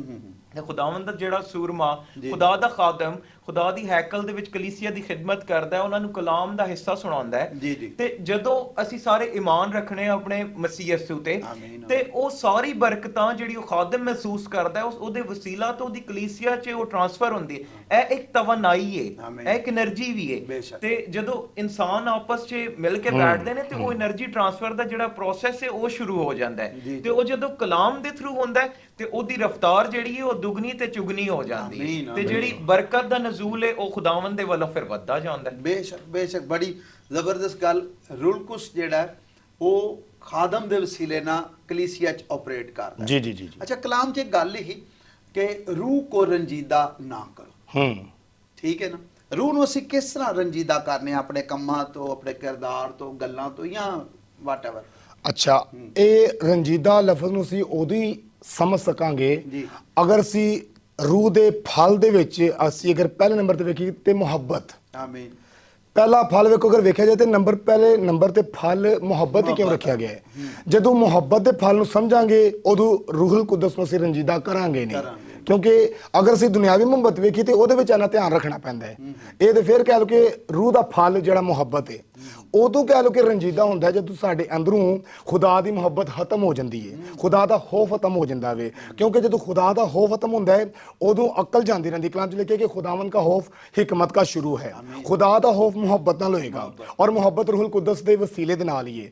ਤੇ ਰੰਜੀਦਾ ਰੂਹੁਲ ਕੁਦਸ ਉਦੋਂ ਹੁੰਦਾ ਹੈ ਜਦੋਂ ਲੋਕੀ ਖੁਦਾ ਦਾ ਖੌਫ ਖੋ ਦਿੰਦੇ ਨੇ ਔਰ ਤਾਂ ਵਾਸਤੇ ਫਿਰ ਉਹ ਹਮੇਸ਼ਾ ਕਹਿ ਲਓ ਕਿ ਗੁਨਾਹ ਔਰ ਐਸੇ ਕਹਿ ਲਓ ਕਿ ਮਾਮਲਾਤ ਦੀ ਤਰਫ ਰਾਗਬ ਹੁੰਦੇ ਨੇ ਜਿਹਦੇ ਵਿੱਚ ਤੂੰ ਕਹਿ ਲਓ ਕਿ ਰੂਹੁਲ ਕੁਦਸ ਫਿਰ ਰੰਜੀਦਾ ਹੁੰਦਾ ਹੈ। ਜੀ ਜੀ ਪਾਸਟਰ ਜੀ, ਤੁਸੀਂ ਇਹਦੇ ਮੈਂ ਬਾਰੇ ਕੀ ਆਪਣੀ ਪਿਛਲੀ ਕਈ ਗੱਲ ਨੂੰ ਹੀ ਅੱਗੇ ਵਧਾਉਣਾ ਚਾਹਨਾ। ਜੀ ਜੀ। रूह को रंजीदा ना करने का जो कहा हाँ। सारी कलीसिया ਨੂੰ ਇੱਕ ਪਾਸਬਾਨ ਮਿਲਦਾ ਹੈ ਰੱਬ ਵੱਲੋਂ ਤੇ ਉਹ ਪਾਸਬਾਨ ਨੂੰ ਅਸੀਂ ਸਾਰੇ ਮੰਨਦੇ ਆ ਤੇ ਜਾਣਦੇ ਆ ਕਿ ਉਹ ਬਲੈਸਡ ਹੁੰਦਾ ਹੈ ਤੇ ਖੁਦਾ ਦਾ ਕਲਾਮ ਵੀ ਕਹਿੰਦਾ ਹੈ ਕਿ ਜਿਹੜੇ ਖੁਦਾ ਦੇ ਖਾਦਮੀਨ ਨੇ ਉਹ ਦੋ ਚੰਦ ਇੱਜ਼ਤ ਦੇ ਲਾਇਕ ਤੇ ਮੈਂ ਤੇ ਇਸ ਨਜ਼ਰੀਏ ਤੇ ਇਹੀ ਗੱਲ ਕਰਨਾ ਚਾਹੁੰਦਾ ਕਿ ਜਦੋਂ ਇੱਕ ਰਾਹਬਰ ਸਾਨੂੰ ਮਿਲਦਾ ਹੈ, ਇੱਕ ਕਲੀਸਿਆ ਦਾ ਇੱਕ ਸਰਬਰਾਹ ਸਾਨੂੰ ਮਿਲਦਾ ਹੈ, ਅਸੀਂ ਜਦੋਂ ਉਹਦੀ ਦਿਲ ਅਜ਼ਾਰੀ ਕਰਨੇ ਆ, ਕਿਉਂਕਿ ਅਸਾਂ ਪਹਿਲੇ ਇਹ ਗੱਲ ਕੀਤੀ ਕਿ ਰੂਲ ਕੁਦਸ ਜਾਂ ਰੂਹ ਜਿਹੜਾ ਉਹਦੇ ਵਸੀਲਾ ਕਲੀਸਿਆ ਹਾਸਲ ਕਰਦੀ। ਜਦੋਂ ਅਸੀਂ ਆਪਣੇ ਖਾਦਮਾਂ ਦਾ ਖਿਆਲ ਨਹੀਂ ਕਰਦੇ ਜਿਹੜੇ ਖੁਦਾ ਦੇ ਖਾਦਮ ਹੁੰਦੇ ਨੇ, ਜਿਹੜੇ ਸਾਡੇ ਪਾਸਬਾਨ ਹੁੰਦੇ ਨੇ, ਤੇ ਅਸੀਂ ਫਿਰ ਉਹਦੀ ਰੰਜੀਦਗੀ ਦਾ ਬਾਇਸ ਬਣਨੇ ਆ ਤੇ ਅਸੀਂ ਸਾਰੀ ਕਲੀਸਿਆ ਤੇ ਸਾਰੀ ਕੌਮ ਬਰਾਦਰੀ ਵਾਸਤੇ ਬਾਇਸ ਠੋਕਰ ਬਣਨੇ ਆ। ਤੇ ਅਗਰ ਇਸ ਗੱਲ ਨੂੰ ਇੰਜ ਸਮਰਾਈਜ਼ ਕੀਤਾ ਜਾਏ ਨਾ ਤੇ ਜਿਹੜਾ ਖੁਦਾ ਦਾ ਖਾਦਮ ਹੈ, ਕਿਉਂਕਿ ਉਹ ਖੁਦਾ ਵੱਲੋਂ ਮਖਸੂਸ ਕੀਤਾ ਜਾਂਦਾ ਹੈ, ਖੁਦਾ ਵੱਲੋਂ ਉਹਨੂੰ ਭੇਜਿਆ ਜਾਂਦਾ ਹੈ, ਕਿਉਂਕਿ ਸਾਡਾ ਈਮਾਨ ਹੈ ਜੋ ਕੁਝ ਸਾਡੀ ਜ਼ਿੰਦਗੀ 'ਚ ਹੁੰਦਾ ਹੈ ਉਹ ਰੱਬ ਦੀ ਮਰਜ਼ੀ ਨਾਲ ਹੁੰਦਾ ਹੈ ਤੇ ਇਹ ਵੀ ਫਿਰ ਇੱਕ ਸਬਬ ਬਣਦਾ ਹੈ ਰੂਹ ਨੂੰ ਰੰਜੀਦਾ ਕਰਨ ਦਾ। ਅੱਛਾ, ਅਸੀਂ ਪਹਿਲੇ ਨਾ ਜਦੋਂ ਸਟਾਰਟ ਲਿਆ ਸੀ ਅਸੀਂ ਇੱਕ ਕੋਟ ਵਰਸ ਕੀਤੀ, ਠੀਕ ਹੈ? ਜਦੋਂ ਤੁਹਾਡੇ ਤੇ ਰੂਹ ਨਾਜ਼ਲ ਹੋਏਗਾ ਤੇ ਤੁਸੀਂ ਕੀ ਕਰੋਗੇ ਜੀ? ਕੂਵਤ ਪਾਓਗੇ। ਕੂਵਤ ਪਾਓਗੇ। ਯਰੂਸ਼ਲਮ, ਯਹੂਦੀਆ ਤੇ ਸਾਮਰੀਆ ਦੇ ਵਿੱਚ ਕੀ ਕਰੋਗੇ ਜੀ? ਗਵਾਹ ਹੋਗੇ। ਗਵਾਹ ਹੋਗੇ ਜ਼ਮੀਨ ਦੀ ਇੰਤਹਾ ਤੱਕ। ਜੀ ਜੀ। ਅੱਛਾ, ਚਾਰ ਹਿੱਸੇ ਨੇ ਇਹਦੇ ਚ, ਠੀਕ ਹੈ? ਇੱਕ ਪਹਿਲਾ ਯਰੂਸ਼ਲਮ ਹੈ, ਦੂਜਾ ਯਹੂਦਾ, ਤੀਜਾ ਸਾਮਰੀਆ, ਫਿਰ ਜ਼ਮੀਨ ਦੀ ਇੰਤਹਾ। ਅਸੀਂ ਇਹਨਾਂ ਨੂੰ ਕਿੰਨ ਡਿਵਾਈਡ ਕਰਾਂਗੇ? ਯਾਨੀ ਯਰੂਸ਼ਲਮ ਸਾਡੇ ਲਈ ਕੀ ਹੈ, ਸਾਡੇ ਲਈ ਸਾਮਰੀਆ ਕੀ ਹੈ, ਸਾਡੇ ਲਈ ਯਹੂਦੀਆ ਕੀ ਹੈ, ਤੇ ਜ਼ਮੀਨ ਦੀ ਇੰਤਹਾ ਸਾਡੇ ਲਈ ਕੀ ਬਣੇਗੀ? ਸਰ, ਅਗਰ ਅਸੀਂ ਗੌਰ ਕਰੀਏ ਇਹਨਾਂ ਗੱਲਾਂ ਤੇ, ਕਿਉਂਕਿ ਖੁਦਾਵੰਦ ਦਾ ਜਿਹੜਾ ਕਲਾਮ ਹੈ ਇਹ ਬਹੁਤ ਗਹਿਰਾ ਹੈ। ਆਮੀਨ। ਇਹਨੂੰ ਸਮਝਣਾ, ਅਗਰ ਅਸੀਂ ਸਿਰਫ ਇਹਦੀ ਰੀਡਿੰਗ ਤੇ ਰਹੀਏ ਜਾਂ ਅਸੀਂ ਜਿਹੜੀ ਇਹ ਲਫ਼ਜ਼ ਲਿਖੇ ਨੇ ਇਹਨੂੰ ਅਸੀਂ ਸਿਰਫ ਸਰਫੇਸ ਲੈਵਲ ਤੋਂ ਜਦੋਂ ਜਾਣਦੇ ਆ ਨਾ, ਤੇ ਇਹ ਉਹ ਗੱਲ ਤੱਕ ਅਸੀਂ ਨਹੀਂ ਪਹੁੰਚ ਸਕਦੇ। ਇਹਦੇ ਤੋਂ ਮੁਰਾਦ ਅਗਰ ਲਈਏ ਤੇ ਇਹ ਦੁਨੀਆ ਦਾ ਇੱਕ ਕੋਨੇ ਤੋਂ ਦੂਜਾ ਕੋਨਾ, ਦੂਜੇ ਕੋਨੇ ਤੋਂ ਤੀਜਾ ਕੋਨਾ, ਤੇ ਦੁਨੀਆ ਦੀ ਜਿਹੜੀ ਗਹਿਰਾਈ ਹੈ, ਜਿਹੜੀ ਉਚਾਈ ਹੈ, ਇਹ ਸਭ ਜ਼ਮੀਨੋ ਅਸਮਾਨ ਦੇ ਜਾਨਦਾਰਾਂ ਵਾਸਤੇ, ਜਿਹੜਾ ਚਰਿੰਦ, ਜਿਹੜਾ ਪਰਿੰਦ, ਜਿਹੜਾ ਇਨਸਾਨ, ਜਿਹੜਾ ਬਨੀ ਨੂੰ ਇਨਸਾਨ ਹੈ, ਸਭ ਵਾਸਤੇ ਇਹ ਤਲਕੀਨ ਆਈ ਹੈ ਕਿ ਜਿਹੜਾ ਵੀ ਰੂਹ ਪਾਏਗਾ ਉਹ ਕੂਵਤ ਪਾਏਗਾ। ਤੇ ਅਸੀਂ ਸਾਰੇ ਇਸ ਗੱਲ ਦੀ ਗਵਾਹੀ ਆਪਣੀ ਜ਼ਿੰਦਗੀ ਤੋਂ ਵੀ ਦਵਾਂਗੇ, ਤੇ ਜਿਹੜਾ ਅਲਫਾਜ਼ ਸਾਡੇ ਮੂੰਹ ਚੋਂ ਨਿਕਲੇਗਾ ਅਸੀਂ ਉਹਦੀ ਇੱਕ ਜੀਤੀ ਜਾਗਦੀ ਮਿਸਾਲ ਬਣਾਂਗੇ। ਤੇ ਇਹ ਜਿਹੜਾ ਐਲਾਨ ਹੈ ਇਹ ਹਰ ਮਸੀਹੀ ਦੇ ਉੱਤੇ ਲਾਜ਼ਮ ਮਲਜ਼ੂਮ ਵੀ ਹੈ ਕਿ ਉਹ ਕਰੇਗਾ, ਕਿ ਅਸਾਂ ਗਵਾਹ ਬਣਨਾ ਹੈ ਰੂਲ ਕੁਦਸ ਦਾ ਕਿ ਮੈਂ ਆਪਣੀ ਜ਼ਿੰਦਗੀ 'ਚ ਰੂਹ ਨੂੰ ਪਾਇਆ ਤੇ ਮੈਂ ਉਹਦੇ ਨਾਲ ਕੂਵਤ ਪਾਈ। ਯਾਨੀ ਪਾਸਾ ਸਾਡੇ ਲਈ ਯਰੂਸ਼ਲਮ ਕੀ ਹੋ ਸਕਦਾ ਹੈ ਕਿ ਅਸੀਂ ਸਾਡੇ ਘਰ ਨੂੰ ਅਸੀਂ ਕਹਾਂਗੇ ਯਰੂਸ਼ਲਮ, ਜਾਂ ਯਹੂਦੀਆ ਸਾਡਾ ਸ਼ਹਿਰ ਹੋਏਗਾ, ਜਾਂ ਫਿਰ ਸਾਮਰੀਆ ਜਿਹੜਾ ਸਾਡਾ ਮੁਲਕ ਹੋਏਗਾ, ਜਾਂ ਫਿਰ ਦੁਨੀਆ ਦੀ ਇੰਤਹਾ ਅਸੀਂ ਦੁਨੀਆ ਤੱਕ ਜਾਵਾਂਗੇ। ਇਹਦੇ ਬਾਰੇ ਸਾਡੇ ਨੂੰ ਸਰ ਜਿਹੜੀ ਤੁਸੀਂ ਆਇਤ ਦੀ ਗੱਲ ਕਰ ਰਹੇ ਸੋ ਜਿਸ ਤਰ੍ਹਾਂ ਕਿ ਸਭ ਤੋਂ ਪਹਿਲੇ ਵੀ ਯਰੂਸ਼ਲਮ और तमाम यहूदिया और सामरिया और ਜ਼ਮੀਨ की इंतहा यानी कि चार चीज़ां उन चार हिस्से ने ਇਹਦੇ ਵਾਸਤੇ ਨਾ ਅਗਰ ਅਸੀਂ ਗੌਰ ਕਰੀਏ ਨਾ ਜ਼ਿਆਦਾ ਆਸਾਨ ਤਰੀਕੇ ਨਾਲ, ਕਿਉਂਕਿ ਇਸ ਸਮੇਂ ਸਾਡੇ ਨਾਜ਼ਰੀਨ ਵੀ ਸੁਣ ਰਹੇ ਨੇ, ਹੋ ਸਕਦਾ ਕਿ ਹਰ ਸੁਣਨ ਵਾਲਾ ਪੜ੍ਹਿਆ ਲਿਖਿਆ ਨਾ ਵੀ ਹੋਵੇ। ਮੈਂ ਗੱਲ ਇਸ ਤਰ੍ਹਾਂ ਦੀ ਕਰਾਂਗਾ ਕਿ ਹਰ ਅਨਪੜ੍ਹ ਵੀ ਉਹਨੂੰ ਸਮਝ ਜਾਵੇ, ਲਿਹਾਜ਼ਾ ਇਹਦੇ ਵਾਸਤੇ ਮੈਨੂੰ ਨਾ ਪੈਦਾਇਸ਼ ਦੀ ਕਿਤਾਬ 'ਚ ਜਾਣਾ ਪਏਗਾ। ਔਰ ਪੈਦਾਇਸ਼ ਦੀ ਕਿਤਾਬ 'ਚ ਅਗਰ ਅਸੀਂ ਚਲੇ ਜਾਈਏ ਤੇ ਉੱਥੇ ਬਕਾਇਦਾ ਬਾਗ ਏਦਨ ਦੇ ਵਿੱਚ ਸਾਨੂੰ ਦਰਿਆ ਦਾ ਜ਼ਿਕਰ ਪਿਆ ਲੱਭਦਾ ਹੈ, ਠੀਕ ਹੈ। ਔਰ ਚਾਰ ਨਦੀਆਂ, ਹੁਣ ਇਹਦੇ ਵਿੱਚ ਭੇਜ ਜੀਏ, ਚਾਰ ਨਦੀਆਂ ਔਰ ਦਰਿਆ। ਔਰ ਅੱਜ ਦੇ ਵਕਤ 'ਚ ਵੇਖੀਏ ਤੇ ਹਰ ਮਸੀਹ ਦੀ ਜ਼ਿੰਦਗੀ ਜਾਂ ਹਰ ਇੱਕ ਫੈਮਿਲੀ ਜਿਹੜੀ ਹੈ ਉਹਦੀ ਜ਼ਿੰਦਗੀ ਉਸ ਘਰਾਣੇ ਦੇ ਵਿੱਚ ਕਲਾਮ ਦਾ ਦਰਿਆ ਬਹਿਣਾ ਬੜਾ ਜ਼ਰੂਰੀ ਹੈ। ਔਰ ਕਿਉਂਕਿ ਗਵਾਹ ਦੀ ਗੱਲ ਹੈ, ਅਸਲ 'ਚ ਗਵਾਹ ਬਣਨਾ ਹੈ, ਤੇ ਕਲਾਮ ਤੋਂ ਬਗੈਰ, ਖੁਦਾ ਦੇ ਕਲਾਮ ਦੀਆਂ ਗੱਲਾਂ ਤੋਂ ਬਗੈਰ ਗਵਾਹ ਅਸੀਂ ਨਹੀਂ ਬਣ ਸਕਦੇ। ਕਰਦਾਰ ਨਾਲ ਬੇਸ਼ੱਕ ਅਸੀਂ ਹੋਣਾ ਹੈ, ਲੇਕਿਨ ਕਰਦਾਰ ਵੀ ਉਹਦੀ ਹੋਏਗਾ ਜਦੋਂ ਕਲਾਮ ਅੰਦਰ ਹੋਏਗਾ। ਔਰ ਚਾਰੋਂ ਨਦੀਆਂ ਮੈਨੂੰ ਨਾਕਸ ਅਕਲ ਦੇ ਮੁਤਾਬਕ ਇਹੋ ਹੀ ਲੱਗਦੀਆਂ ਨੇ ਕਿ ਅਗਰ ਦਰਿਆ ਕਲਾਮ ਦਾ ਸਾਡੇ ਅੰਦਰ ਹੋਏਗਾ ਤੇ ਚਾਰੋਂ ਸਾਈਡਾਂ ਤੇ ਬਕਾਇਦਾ ਕਲਾਮ ਅਸੀਂ ਫੈਲਾਉਣ ਦੇ ਕਾਬਿਲ ਹੋਵਾਂਗੇ, ਗਵਾਹ ਬਣਦਿਆਂ ਹੋਇਆਂ। ਇਹਦੇ ਵਿੱਚ ਹਰ ਚੀਜ਼, ਹਰ ਸੂਬਾ, ਹਰ ਮੁਲਕ, ਹਰ ਗਲੀ, ਹਰ ਮੁਹੱਲਾ, ਹਰ ਸ਼ਹਿਰ, ਹਰ ਗਾਉਂ, ਸਾਰਾ ਕੁਝ ਆ ਜਾਂਦਾ ਵੇ। ਆਮੀਨ ਆਮੀਨ। ਮੈਂ ਬੜੀ ਜ਼ਬਰਦਸਤ ਗੱਲ ਲੈ ਕੇ ਤੁਹਾਨੂੰ ਦੱਸਿਆ, ਔਰ ਉਹਨਾਂ ਚਾਰ ਨਦੀਆਂ ਨੂੰ ਤੁਸੀਂ ਇਹਦੇ ਵਿੱਚ ਐਡ ਕੀਤਾ, ਉਹ ਬੜਾ ਅੱਛਾ ਹੈ ਤਾਂ ਕਿ ਅਸੀਂ ਖੁਦਾ ਦੀ ਉਸ ਕੁਰਬਤ ਨੂੰ ਚਾਰੋਂ ਅਤਰਾਫ ਜੀ, ਚਾਰੋਂ ਤਰਫ, ਠੀਕ ਹੈ ਨਾ। ਔਰ ਇਹ ਬਰਕਤ ਹੋਵੇ ਜਿਹੜੇ ਬਗੈਰ ਅਸੀਂ ਖਿਦਮਤ 'ਚ ਸ਼ਾਇਦ ਵੱਧ ਨਹੀਂ ਸਕਦੇ, ਸ਼ਾਇਦ ਅਸੀਂ ਤਰੱਕੀ ਨਹੀਂ ਕਰ ਸਕਦੇ। ਰੂਹ ਦਾ ਨਜ਼ੂਲ ਜਦੋਂ ਹੋਇਆ ਨਾ ਤੇ ਉਦੋਂ 120 ਦੀ ਜਮਾਤ ਜਾਂ ਫਿਰ ਰਸੂਲ ਜਾਂ ਕਲੀਸਿਆ ਦੁੱਖ ਦੀ ਹਾਲਤ 'ਚ ਸੀ। ਯਿਸੂ ਮਸੀਹ ਅਸਮਾਨ ਤੇ ਚਲੇ ਗਏ ਨੇ ਔਰ ਉਹਨਾਂ ਨੇ ਹੁਕਮ ਦਿੱਤਾ ਕਿ ਠਹਿਰੇ ਰਹੋ ਜਬ ਤੱਕ ਕੂਵਤ ਦਾ ਲਿਬਾਸ ਨਾ ਮਿਲੇ। ਉਹ ਠਹਿਰੇ ਸਨ, ਮੁਸੀਬਤ ਖੌਫਜ਼ਦਾ ਸਨ, ਔਰ ਜਦੋਂ ਖੌਫਜ਼ਦਾ ਸਨ ਤੇ ਉਸ ਵਕਤ ਖੁਦਾ ਨੇ ਕੰਮ ਕੀਤਾ ਜੀ, ਠੀਕ ਹੈ ਜੀ। ਉਸ ਵਕਤ ਖੁਦਾਵੰਦ ਨੇ ਉਸ ਮਦਦਗਾਰ ਨੂੰ ਭੇਜਿਆ ਜਿਹੜਾ ਉਹਨਾਂ ਦੀ ਰਹਿਨੁਮਾਈ ਕਰਦਾ ਹੈ। ਔਰ ਜਦੋਂ ਉਹਨਾਂ ਦੇ ਅੰਦਰ ਆਇਆ ਨਾ ਤੇ ਜਿਹੜਾ ਸੁਲੇਮਾਨ ਦਾ ਬਰਾਮਦਾ ਸੀ ਉਹ ਹਿੱਲ ਗਿਆ, ਉੱਥੇ ਬੋਚਾਲ ਆ ਗਿਆ, ਜਿਵੇਂ ਕਹਿ ਲਓ ਜੀ ਜ਼ਲਜ਼ਲਾ ਟਾਈਪ ਆ ਗਿਆ, ਔਰ ਉਹ ਸਾਰੇ ਲੋਕ ਖੌਫਜ਼ਦਾ ਸਨ। ਅੱਜ ਸਾਡੀ ਜ਼ਿੰਦਗੀ 'ਚ ਖੌਫ ਤੇ ਹੈ, ਮਗਰ ਅਸੀਂ ਠਹਿਰਦੇ ਨਹੀਂ ਹਾਂ। ਠਹਿਰਨਾ, ਜਿਸ ਤਰ੍ਹਾਂ ਤੁਹਾਨੂੰ ਪਹਿਲੇ ਵੀ ਦੱਸਿਆ, ਠਹਿਰਨਾ ਬੜਾ ਜ਼ਰੂਰੀ ਹੈ। ਬਿਲਕੁਲ। ਔਰ ਸਾਡੇ ਲੋਕਾਂ 'ਚ ਅੱਜ ਇਸ ਚੀਜ਼ ਦਾ ਫੁਕਦਾਨ ਹੈ, ਕਮੀ ਹੈ ਕਿ ਉਹ ਠਹਿਰਦੇ ਨਹੀਂ ਨੇ। ਅੱਜ ਸਾਡੇ ਨਾਜ਼ਰੀਨ ਨੂੰ ਤੁਹਾਨੂੰ ਦੱਸਣਾ ਹੈ ਕਿ ਭਾਈ ਜੀ ਕਿੰਜ ਤੁਸੀਂ ਠਹਿਰੋਗੇ ਤੇ ਫਿਰ ਬਰਕਤ ਪਾ ਸਕਦੇ। ਬਿਲਕੁਲ ਜੀ, ਬੜਾ ਸੌਖਾ ਤਰੀਕਾ ਹੈ, ਹੁਣੇ ਦੱਸ ਦਿੰਦੇ ਆ। ਠਹਿਰ ਅਸੀਂ ਇਸ ਤਰ੍ਹਾਂ ਸਕਨੇ ਆ ਜਦੋਂ ਅਸੀਂ ਗੁਨਾਹ ਤੋਂ ਠਹਿਰ ਜਾਾਂਗੇ, ਯਾਨੀ ਕਿ ਪਿੱਛੇ ਹੋ ਜਾਵਾਂਗੇ, ਠੀਕ ਹੈ। ਔਰ ਅਸੀਂ ਜਦੋਂ ਬੁਰਾਈਆਂ ਤੋਂ ਕਹਿ ਲਓ ਕਿ ਠਹਿਰ ਕੇ ਅਸੀਂ ਖੁਦਾ ਦੇ ਹਜ਼ੂਰ ਠਹਿਰਾਂਗੇ, ਫਿਰ ਅਸੀਂ ਆਸਾਨੇ ਠਹਿਰ ਸਕਨੇ ਆ, ਕਿਉਂਕਿ ਅਸੀਂ ਇੱਕ ਵਕਤ 'ਚ ਇੱਕ ਕੰਮ ਹੀ ਕਰ ਸਕਨੇ ਆ। ਤੇ ਬਿਹਤਰ ਇਹ ਹੀ ਹੈ ਕਿ 120 ਦੀ ਜਮਾਤ ਦਾ ਜ਼ਿਹਨ ਰੱਖਦੇ ਹੋਇਆ ਅਸੀਂ ਇਸ ਤਰ੍ਹਾਂ ਠਹਿਰੀਏ ਕਿ ਇਹੋ ਹੀ ਸਾਡਾ ਈਮਾਨ ਹੋਣਾ ਚਾਹੀਦਾ ਕਿ ਤੜਪ ਖੁਦਾ ਕਿਸੇ ਵਕਤ ਵੀ ਵੇਖਦੇ ਹੋਇਆ ਸਾਨੂੰ ਰੂਹ ਕੁਦਸ ਮੁਹੱਈਆ ਕਰ ਸਕਦਾ। ਦੁਆਈਆ ਜ਼ਿੰਦਗੀ ਮਜ਼ਬੂਤ ਰੱਖਣਾ ਬੜੀ ਜ਼ਰੂਰੀ ਹੈ।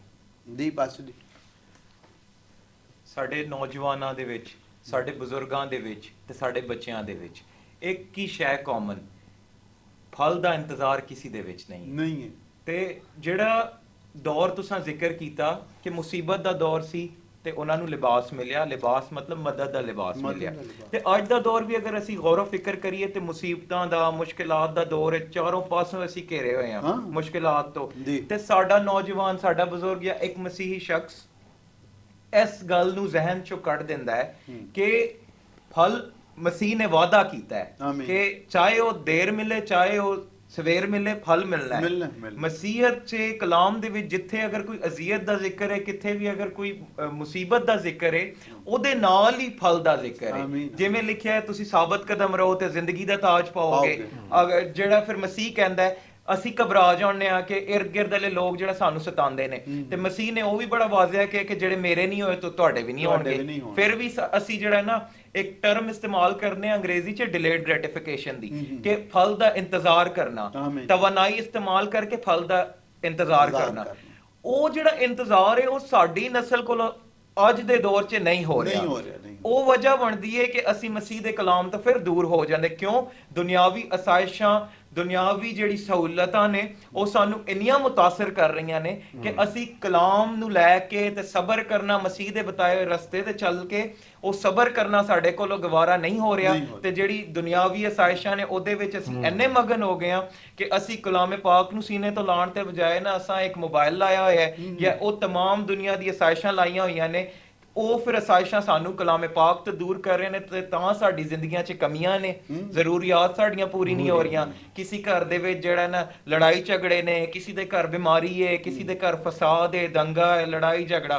ਤੇ ਅਗਰ ਅਸੀਂ ਇੱਕ ਵਾਰੀ ਆਪਣੀ ਜ਼ਿੰਦਗੀ ਤੇ ਗੌਰ ਕਰੀਏ ਤੇ ਅਸੀਂ ਵੇਖਾਂਗੇ ਕਿ ਅਗਰ ਅਸੀਂ ਆਪਣੇ ਦਿਲ ਦੇ ਵਿੱਚ, ਜਿਹੜਾ ਦਿਲ ਹੈ ਹੀ ਉਹਦੇ ਵਾਸਤੇ, ਜਿਹੜਾ ਘਰ ਹੀ ਯਿਸੂ ਦਾ, ਉਹ ਘਰ ਜਿਹੜਾ ਹੈ ਹੀ ਉਹਦਾ, ਉਹ ਘਰ ਅਗਰ ਅਸੀਂ ਉਹਨੂੰ ਇੱਕ ਵਾਰੀ ਫਿਰ ਦੇ ਦਈਏ ਨਾ ਤੇ ਇਹ ਰੂਹ ਵੀ ਸਾਨੂੰ ਮਿਲੇਗਾ ਤੇ ਸਾਡੀ ਜ਼ਿੰਦਗੀ ਵੀ ਬਿਹਤਰ ਹੁੰਦੀ ਜਾਏ। ਆਮੀਨ ਆਮੀਨ। ਬੜੀ ਅੱਛੀ ਤੁਹਾਨੂੰ ਗੱਲ ਕੀਤੀ ਕਿ ਕਲਾਮੇ ਪਾਕ ਨੂੰ ਲਗਾਉਣ ਦੀ ਬਜਾਏ ਅਸੀਂ ਮੋਬਾਈਲ ਨੂੰ ਦਿਲ ਤੇ ਲਾਇਆ।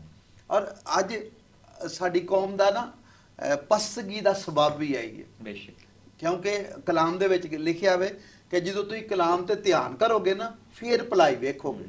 ਅੱਜ ਸਾਡਾ ਧਿਆਨ ਕਿਸੇ ਹੋਰ ਪਾਸੇ, ਅੱਜ ਸਾਡੀਆਂ ਸੋਚਾਂ ਕਿਸੇ ਹੋਰ ਪਾਸੇ ਨੇ। ਸਾਡਾ ਖਿਆਲ ਇਹ ਵੇ ਕਿ ਅਸੀਂ ਰਾਤੋਂ ਰਾਤ ਜਿਹੜਾ ਸਾਰਾ ਕੁਝ ਹਾਸਲ ਕਰ ਲਈਏ ਤੇ ਜਦੋਂ ਸਵੇਰ ਹੋਏ ਤੇ ਅਸੀਂ ਇੱਕ ਮੁਖਤਲਿਫ ਸ਼ਖਸੀਅਤ ਹੋਈ, ਸ਼ਹਿਨशाह ਬਣੇ। ਹਾਂ ਤੇ ਅੱਜ ਜਿਹੜਾ ਨਾ ਸ਼ਾਰਟਕਟ ਹਰ ਬੰਦਾ ਲੱਭਦਾ ਪਿਆ, ਮਗਰ ਮਸੀਹਤ ਸਾਨੂੰ ਜਿਹੜਾ ਇੱਕ ਪ੍ਰੋਪਰ ਦੱਸਦੀ ਹੈ ਕਿ ਅਸੀਂ ਇਹਨਾਂ ਚੀਜ਼ਾਂ ਤੇ ਅਮਲ ਕਰਾਂਗੇ। ਠੀਕ ਹੈ, ਹੁਕਮਾਂ ਦੀ ਉਹ ਦਸਤਾਵੇਜ਼ ਜਿਹੜੀ ਯਿਸੂ ਮਸੀਹ ਨੇ ਸਾਡੇ ਲਈ ਬਰਦਾਸ਼ਤ ਕੀਤੀ ਸੀ, ਅਸੀਂ ਉਹਨੂੰ ਵੱਲ ਭੁੱਲ ਗਏ ਹਾਂ। ਅਸੀਂ ਉਸ ਮੁਹੱਬਤ, ਉਸ ਕੁਰਬਤ ਨੂੰ ਭੁੱਲ ਗਏ ਹਾਂ। ਇਸੇ ਲਈ ਰੂਲ ਕੁਛ ਸਾਡੀ ਜ਼ਿੰਦਗੀ 'ਚ ਵੈਸਾ ਕੰਮ ਨਹੀਂ ਕਰਦਾ ਜੈਸੇ ਇਬਤਦਾਈ ਕਲੀਸਿਆ 'ਚ ਕਰਦਾ। ਪਤਾ ਪਤਰਸ ਨੇ ਜਦੋਂ ਰੂਲ ਕੁਸ ਨਾਲ ਨਜ਼ੂਲ ਉਹਦੀ ਜ਼ਿੰਦਗੀ 'ਚ ਆਇਆ, ਰੂਲ ਕੁਸ ਦੀ ਬਰਕਤ ਉਹਦੇ ਅੰਦਰ ਆਈ ਤੇ ਜਦੋਂ ਉਹਨੇ ਵਾਅਜ਼ ਕੀਤਾ ਤੇ 3000 ਲੋਕਾਂ ਦੀ ਤਬਦੀਲੀ ਦਾ ਬਾਇਸ ਹੋਇਆ। 3000 ਲੋਕਾਂ ਨੂੰ ਉਹ ਬਦਲਣ ਦਾ ਬਾਇਸ ਹੋਇਆ, ਮਸੀਹਤ ਦੇ ਵਿੱਚ ਲਿਆਉਣ ਦਾ ਸਬਬ ਹੋਇਆ। ਔਰ ਅੱਜ ਸਾਡੀ ਜ਼ਿੰਦਗੀ ਦੇ ਵਿੱਚ ਉਹ ਪੈਸ਼ਨ ਨਹੀਂ ਰਿਹਾ, ਉਹ ਕੂਵਤ ਨਹੀਂ ਰਹੀ ਕਿ ਅਸੀਂ ਉਸ ਨਾਲ ਬਰਕਤਾਂ ਨੂੰ ਟ੍ਰਾਂਸਫਰ ਕਰੀਏ, ਦੂਜਿਆਂ ਦੇ ਵਿੱਚ ਉੰਡੇਲ ਦਈਏ। ਔਰ ਇਹੀ ਵਜ੍ਹਾ ਕਿ ਸ਼ਾਇਦ ਅਸੀਂ ਕਮੀਆਂ ਕਮਜ਼ੋਰੀਆਂ 'ਚ। ਸੋ ਸਾਡੇ ਬੱਚਿਆਂ ਨੂੰ ਤੁਸੀਂ ਕੁਝ ਪੈਗਾਮ ਅਗਰ ਦੇਣਾ ਚਾਹੋ। ਬੱਚਿਆਂ ਵਾਸਤੇ ਜੀ ਪੈਗਾਮ ਇਹੋ ਹੀ ਹੈ ਕਿ ਹਮੇਸ਼ਾ ਇਸ ਗੱਲ ਤੇ ਗੌਰ ਕਰਨਾ ਬੜਾ ਜ਼ਰੂਰੀ ਹੈ ਕਿ ਆਪਣੇ ਵਾਲਦੈਨ ਤੇ ਤੁਸੀਂ ਜ਼ਰੂਰ ਇਸ ਤਰ੍ਹਾਂ ਗੌਰ ਕਰੋ ਕਿ ਉਹਨਾਂ ਨਾਲ ਚਰਚ ਜਾਓ। ਔਰ ਵਾਲਦੈਨ ਜਦੋਂ ਦੁਆ 'ਚ ਅਗਰ ਬੈਠਦੇ ਨੇ ਪਏ ਤੇ ਤੁਸੀਂ ਕੋਸ਼ਿਸ਼ ਕਰੋ ਕਿ ਅਗਰ ਤੁਹਾਡੇ ਵਾਲਦੈਨ ਨੇ ਅਗਰ ਤੁਹਾਨੂੰ ਆਵਾਜ਼ ਫਰਜ਼ ਕਰੋ ਨਹੀਂ ਵੀ ਅਗਰ ਦਿੱਤੀ, ਫਰਜ਼ ਕਰੋ ਹਰ ਪਹਿਲੂ ਨਾਲ, ਤੇ ਤੁਹਾਡੇ ਅੰਦਰ ਇੰਨੀ ਕੁ ਤੜਪ ਹੋਣੀ ਚਾਹੀਦੀ ਹੈ ਕਿ ਤੁਸੀਂ ਆਪਣੇ ਮਾਂ-ਬਾਪ ਦੇ ਨਾਲ ਦੁਆ ਵਾਸਤੇ ਬੈਠਣ ਵਾਸਤੇ ਤਿਆਰ ਹੋਵੋ। ਔਰ ਅੱਜ ਕੱਲ੍ਹ ਦਾ ਵਕਤ ਇਸ ਤਰ੍ਹਾਂ ਦਾ ਹੈ ਕਿ ਇੱਕ ਵਕਤ ਸੀ ਜੀ ਕਿ ਵਾਲਦੈਨ ਨਾ ਯਾਨੀ ਕਿ ਬੱਚੇ ਵਾਲਦੈਨ ਤੋਂ ਡਰਦੇ ਸਨ, ਹੁਣ ਵਾਲਦੈਨ ਬੱਚਿਆਂ ਤੋਂ ਡਰਦੇ ਨੇ। ਠੀਕ ਹੈ, ਤੇ ਅਗਰ ਬੱਚੇ ਵਾਲਦੈਨ ਤੇ ਐਨੇ ਹੈਵੀ ਹੋ ਸਕਦੇ ਨੇ ਕਿ ਵਾਲਦੈਨ ਨੂੰ ਡਰਨਾ ਪੈਂਦਾ ਪਿਆ ਹੈ, ਤੇ ਬੱਚੇ ਕਿਉਂ ਨਹੀਂ ਦੁਆ ਵਾਸਤੇ ਹੈਵੀ ਹੋ ਸਕਦੇ? ਤੇ ਬਿਹਤਰ ਹੈ ਕਿ ਸਾਰਾ ਕੁਝ ਮਾਂ-ਬਾਪ ਤੇ ਨਹੀਂ ਹੈ, ਬੱਚੇ ਵੀ ਕੁਝ ਕੋਸ਼ਿਸ਼ ਕਰਨ ਤੇ ਬਿਹਤਰ ਹੈ। ਆਮੀਨ ਆਮੀਨ ਜੀ। ਪਾਸਟਰ ਜੀ ਸਾਡੇ ਯੂਥ ਨੂੰ ਕੋਈ ਮੈਸੇਜ? ਮੈਂ ਇੱਕ ਛੋਟੀ ਜੀ ਗੱਲ ਕਰਨਾ ਚਾਹ ਰਿਹਾ ਸਾਂ ਜੀ। ਬਸ ਵਾਲਿदैन ਜਾਂ ਜਿਹੜੀ ਸਾਡੀ ਯੂਥ ਹੈ ਉਹ ਕਲਾਮ ਦਾ ਇੱਕ ਹਿੱਸਾ ਹੈ ਜਿਹਦੇ 'ਚ 10 ਅਹਿਕਾਮ ਦਰਜ ਨੇ। ਜੀ ਜੀ। ਉਹ 10 ਅਹਿਕਾਮ ਜਿਹੜਾ ਨਾ ਇੰਜ ਲੈ ਲੈਣ ਆਪਣੀ ਜ਼ਿੰਦਗੀ 'ਚ ਜਿਵੇਂ ਇੱਕ ਦਵਾਈ ਘੋਲ ਕੇ ਪੀ ਲਈਦੀ ਹੈ ਨਾ, ਆਮੀਨ, ਆਮੀਨ। ਉਹ 10 ਕਾਮ ਸਿਰਫ ਘੋਲ ਕੇ ਪੀ ਲੈਣ ਨਾ, ਤੇ ਇਹ ਸਾਰੀ ਬਰਕਤਾਂ ਜਿਹੜਾ ਨਾ ਖੁਦਾਵੰਦ ਜਿਹੜਾ ਨਾ ਸਭ ਦੀ ਜ਼ਿੰਦਗੀ 'ਚ ਦੇਗਾ, ਕਿਉਂਕਿ ਉਹ 10 ਕਾਮ ਹਰ ਚੀਜ਼ ਦਾ ਨਿਚੋੜ ਨੇ। ਉਹਦੇ 'ਚ ਵਾਲਿदैन ਦੀ ਇੱਜ਼ਤ ਦਾ, ਵੱਡਿਆਂ ਦੀ ਇੱਜ਼ਤ ਦਾ ਵੀ ਦਰਸ ਸਾਨੂੰ ਮਿਲਦਾ ਹੈ, ਉਹਦੇ 'ਚ ਦੁਆ ਦਾ ਵੀ ਮਿਲਦਾ ਹੈ, ਰੱਬ ਦਾ ਨਾਮ ਜਿਹੜਾ ਨਾ ਬੇਫਾਇਦਾ ਲੈਣ ਦਾ ਤੋਂ ਵੀ ਮਨਾ ਕੀਤਾ ਗਿਆ ਹੈ, ਜੀ, ਜੀ, ਜੀ। ਤੇ ਉਥੇ ਨਾ ਖੁਦਾਵਾਂ ਦੀ ਬੰਦਗੀ ਤੋਂ ਵੀ ਮਨਾ ਕੀਤਾ ਗਿਆ। ਉਹ 10 ਕਾਮ ਜਿਹੜੇ ਨੇ ਉਹ ਸਾਡੀ ਮਸੀਹਤ ਦਾ ਇੱਕ ਕਿਸਮ ਦਾ ਨਿਚੋੜ ਨੇ। ਬਸ ਅਗਰ ਕਿਸੇ ਨੂੰ ਵੀ ਦਰਸ ਦੇਣਾ, ਕਹਿ ਦੋ ਕਿ ਉਹ 10 ਕਾਮ ਜਿਹੜੇ ਖੁਦਾਵੰਦ ਦੇ ਕਲਾਮ ਦੇ ਵਿੱਚ ਦਰਜ ਨੇ, ਉਹਨਾਂ ਨੂੰ ਨਿਚੋੜੋ ਤੇ ਪੀ ਲਓ ਬਸ। ਆਮੀਨ ਆਮੀਨ। ਆਮੀਨ। ਬੜੀ ਜ਼ਬਰਦਸਤ ਗੱਲਾਂ ਨਾਜ਼ਰੀਨ, ਔਰ ਯਕੀਨਨ ਪਾਦੀ ਸਾਹਿਬ ਨੇ ਤੁਹਾਨੂੰ ਜਿਹੜਾ ਨੁਸਖਾ ਦੱਸਿਆ ਉਹਨੂੰ ਘੋਲ ਕੇ ਪੀਓ ਤਾਂ ਕਿ ਜ਼ਿੰਦਗੀ ਦਾ ਚਸ਼ਮਾ ਤੁਹਾਡੇ ਅੰਦਰੋਂ ਜਾਰੀ ਹੋਏ। ਅਗਲੇ ਪ੍ਰੋਗਰਾਮ ਤੱਕ ਇਜਾਜ਼ਤ ਦਿਓ। ਜੈ ਯਿਸੂ ਦੀ। ਜੈ ਯਿਸੂ ਦੀ।